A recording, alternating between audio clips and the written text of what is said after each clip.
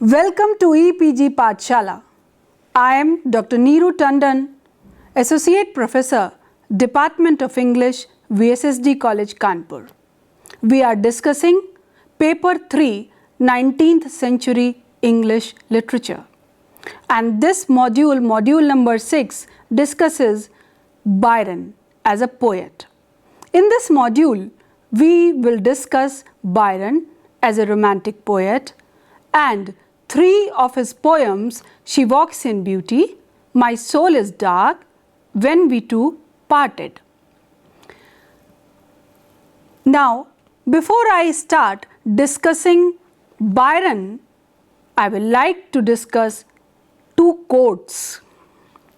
George Gordon Byron, 6th Baron Byron FRS, commonly known simply as Lord Byron, was an English poet and a leading figure in the Romantic movement.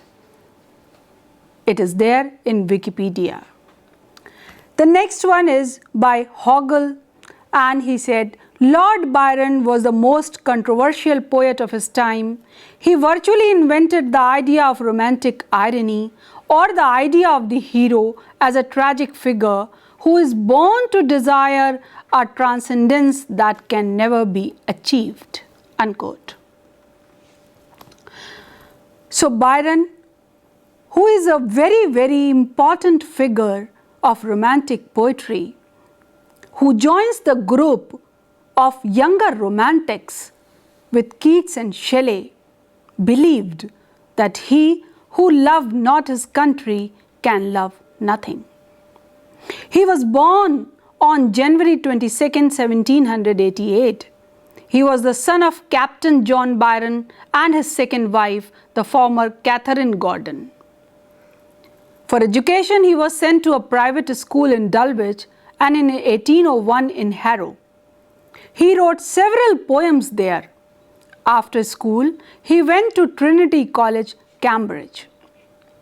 Byron's mother, Catherine Gordon, was a Scottish heiress, daughter of James I of Scotland, and his father, Captain John Mad Jack Byron, as he was known, accepted Scottish customs of his wife.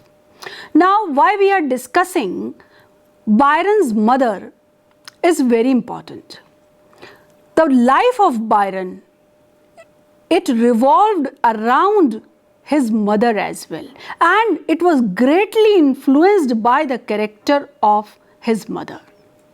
Byron was given his mother's Scottish surname.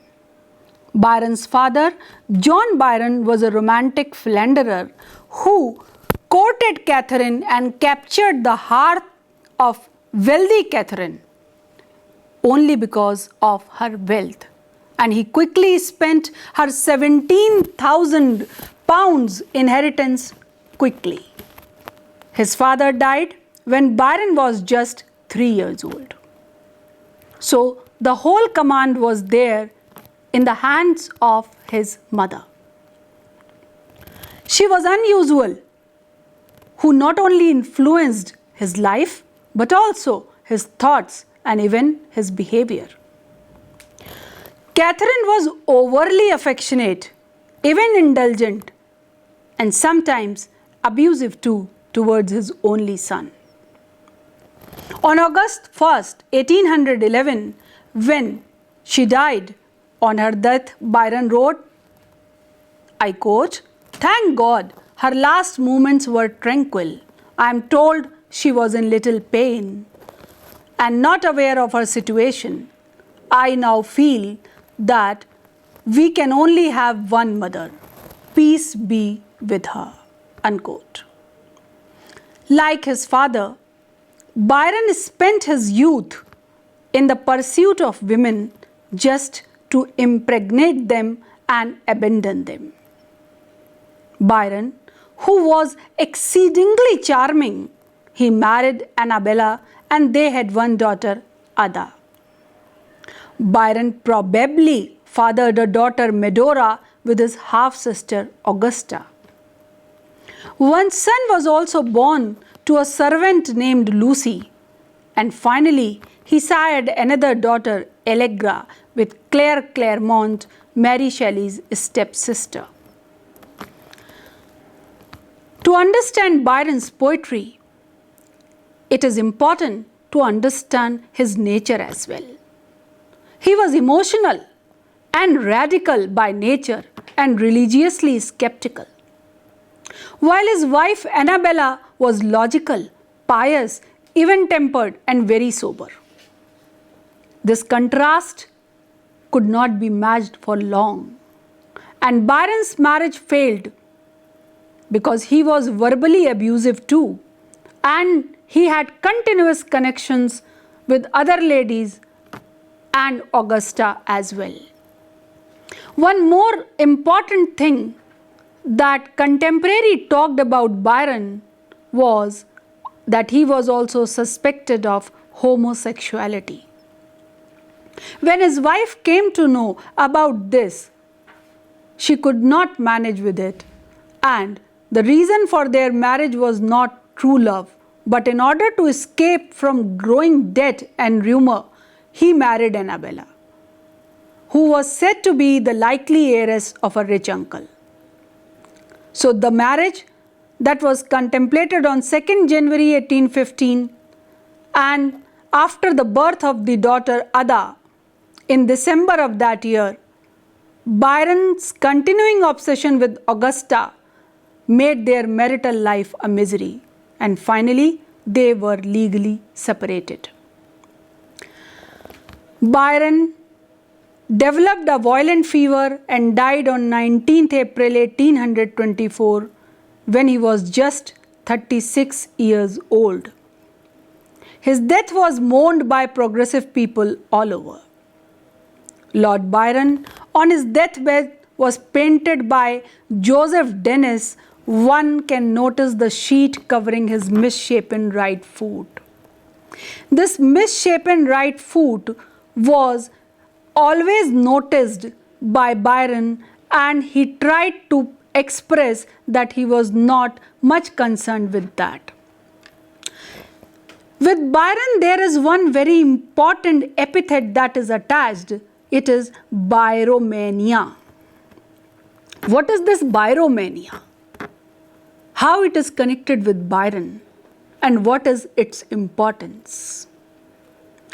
During the life of Byron, he enjoyed unlimited name, fame and fan following, not only for his writings, but also for being so handsome and for being a confessional writer. The extent of his quick fame after the publication of Childe Harold Pilgrimage in 1812 is unimaginable. And the fan following is not only of ladies but of males as well. This was known as Byromania, and this term was coined by his own wife. The vampire metaphor applied by McDater is possibly the best model for explaining Byron's response to Byromania. Another word that you will come across while reading Byron is Byronism. Bertrand Russell, in his History of Western Philosophy, gives a chapter to Byron, not because he was a systematic thinker, but because Byronism established an outlook and a stance towards humanity, and the word that entered 19th century philosophy and eventually helped to form Nietzsche's concept of the Superman, the hero who stands outside the jurisdiction of the ordinary people, of good and evil. Byron, because of his physical beauty, because of his mannerism, became so popular with the ladies of the town that sometimes it became difficult for him to handle this popularity. As I told you that by birth Byron suffered from a deformity in his right foot, but he was so concerned that to prove himself a normal man, he crossed Dardanelles, that is a narrow strait in northwestern Turkey, in 1809. It is a very narrow, but he crossed it, and just to gain confidence. Byron's exile from England and his excommunication from British culture. These two things were responsible for his friendship with many literary figures of his time like Shelley, Monk Lewis, etc. After a few more affairs and a lot of travel, Byron finally settled in Italy at the age of 30. Then Byron began his long, witty, satiric mock epic Don Juan, which ensures his fame for centuries to come. Afterwards, he returned to England in 1811 and faced massive debts and death of his close friends. He is regarded as one of the greatest British poets and remains widely read and influential. He travelled widely across Europe, especially in Italy, where he lived for 7 years. Later in life, Byron joined the Greek War of Independence, fighting the Ottoman Empire, for which many Greeks revere him as a national hero. He died 1 year later from a fever contracted when he was just 36 years old. Now, there are some points which must be considered while considering Byron, that often described as the most flamboyant and notorious of the major romantics, Byron was both celebrated and castigated in life for his aristocratic excesses. Some other features like huge debts, numerous love affairs with people of both sexes, rumors of a scandalous liaison with his half-sister, and self-imposed exile were much talked about. We consider Byron as a romantic poet because in his poetry and in his life, he tried to imbibe all the tenets of romanticism.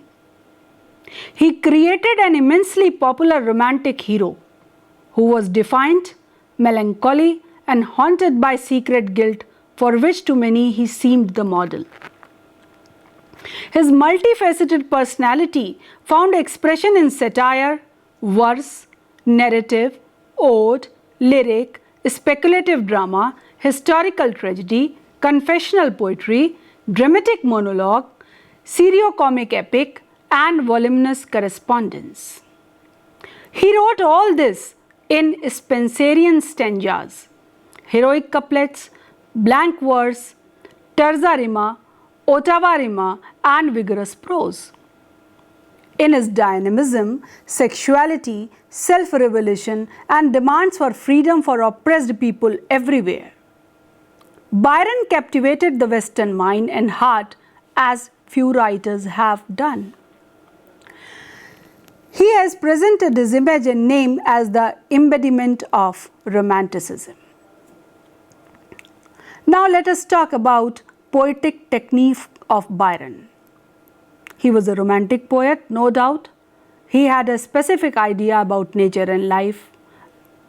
And as poetic technique is concerned, he has used several poetic devices to express the themes of his poems. He used figurative language and other devices which serve to enhance the meaning of the poem very frequently. He mostly wrote epics and lyric poems. He employed meter, anapest, iambs, blank verse, heroic couplets, hudibrastic verse, terzian, quatrains, and rhyme royal in his diverse poetry. His life can be divided into 3 stages: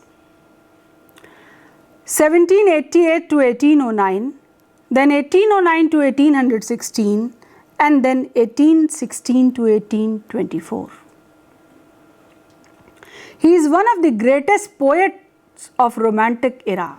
His life, divided into these 3 periods, tell us many things. Byron's Grotto in Porto Venere, Italy was named in his honor because, according to a local legend, he meditated there and drew inspiration from that place for his literary works. He said A mistress never is nor can be a friend while you agree you are lovers, and when it is over, anything but friends. He again said, love will find a way through paths where wolves fear to prey. Many biographers have written biography of Byron. The most recent biography of Byron is by Fiona McCarthy, and the name is Byron, Life and Legend. Two other recent biographies are Benita Isler's Byron's Child of Passion, Full of Fame and Phyllis, and Groscott's Byron, The Flawed Angel. One more comes by Elizabeth Longford's in the name The Life of Byron. That is also very important. Whenever you go through Byron, not only his poetry, but his other works as well, the character presented by him is different from rest of the poets. He is known as the Byronic Hero that has become a legend afterwards. The Byronic Hero presents an idealized but flawed character whose attributes great talent, great passion, a distaste for society and social institutions, a lack of respect for rank and privilege being thwarted, in love by social constraint or death, rebellion, exile, make it all. Through his technique, he invented this Byronic hero consciously. He was of the opinion that people should be free with their life and with whatever they did. This can easily be tied back to his own life. Always, he really did whatever he wanted to do. His book was an open secret. He used sarcasm and fought back the negative critiques about his poetry. Lord Byron's poems reflect and represent the Romantic period and reveal the true inner nature of Byron. Like other poets of Romantic age, he was unpredictable but charming, full of romance and heroism. Among his best known works, we have Don Juan, and in shorter poems as a lyric, She Walks in Beauty. Now let me quote lines from his poem She Walks in Beauty to understand Byron in a better way.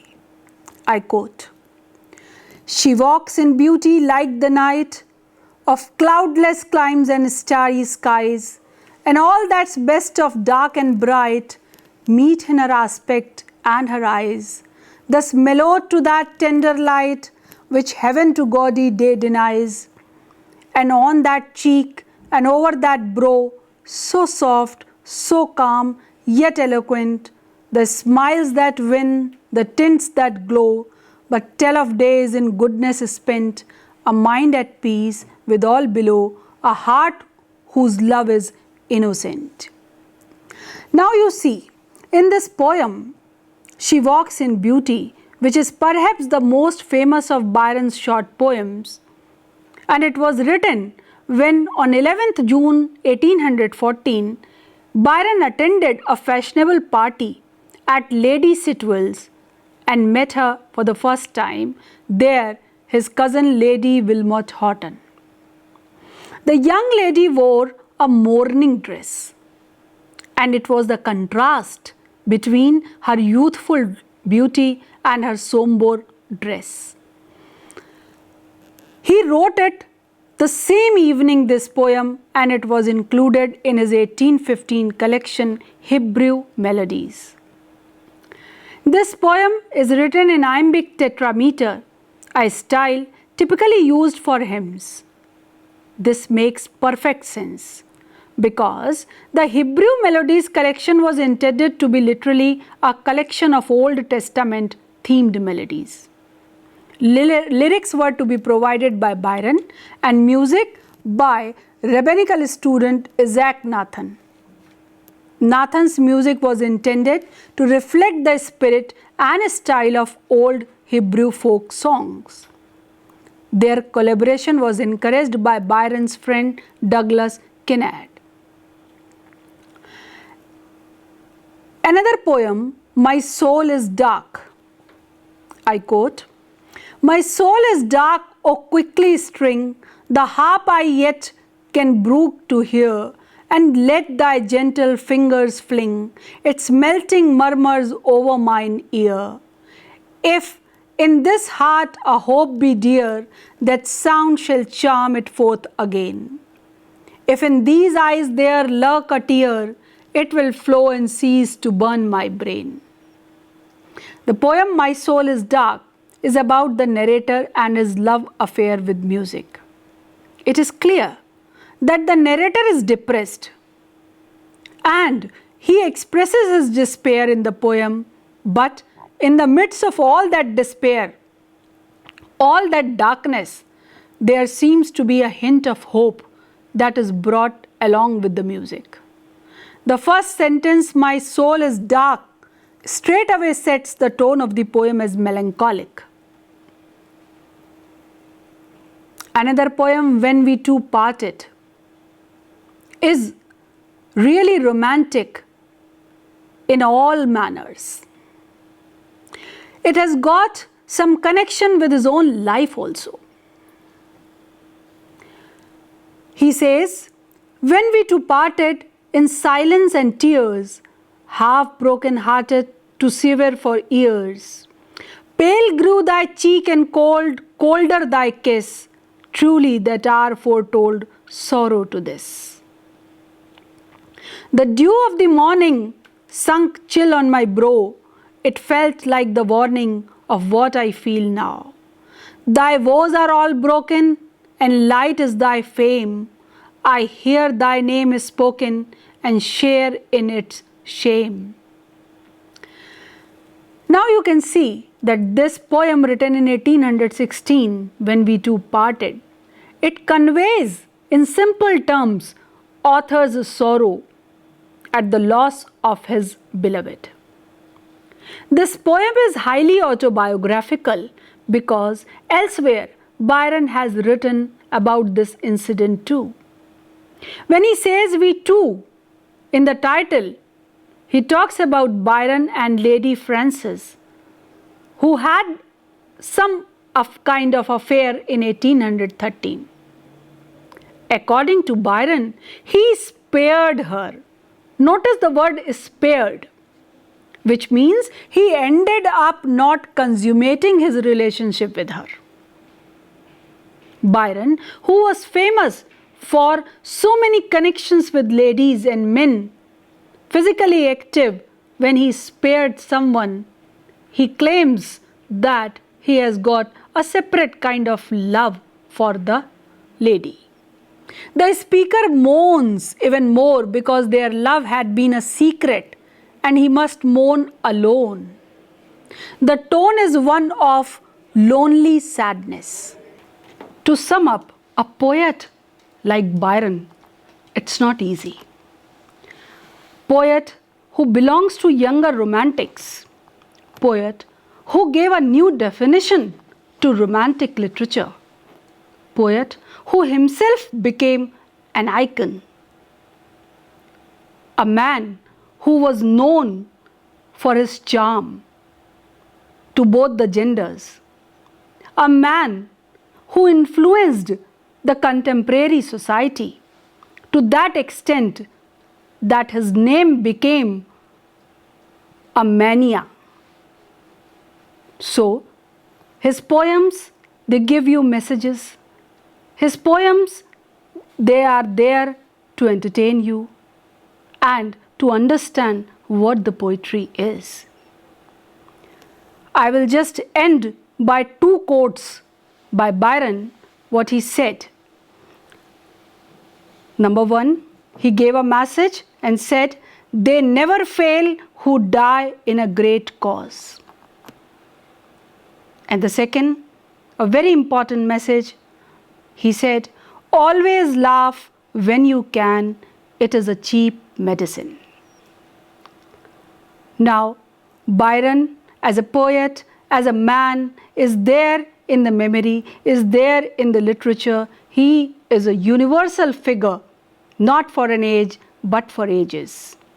So enjoy reading Byron, and thanks for visiting EPG Pathshala. Thank you.